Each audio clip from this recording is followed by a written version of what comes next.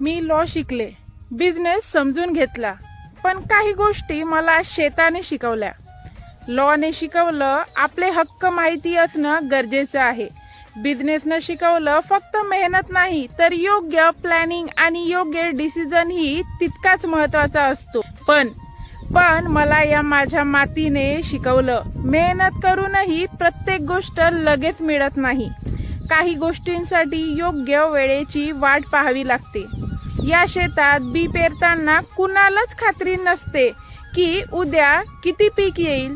तरीही शेतकरी पेरतो, कारण त्याला मेहनतीवर आणि निसर्गावर विश्वास असतो. आयुष्यही असंच आहे. आपण आपली मेहनत, आपली स्वप्न आणि आपले प्रयत्न पेरत राहायचे आणि योग्य वेळ आली की त्याचं फळ मिळतं.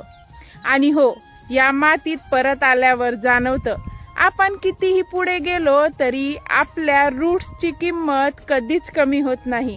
कदाचित म्हणूनच ही फक्त माझी जमीन नाही, ही माझ्या आयुष्याची एक मोठी शिकवण आहे, थेट शेतातून.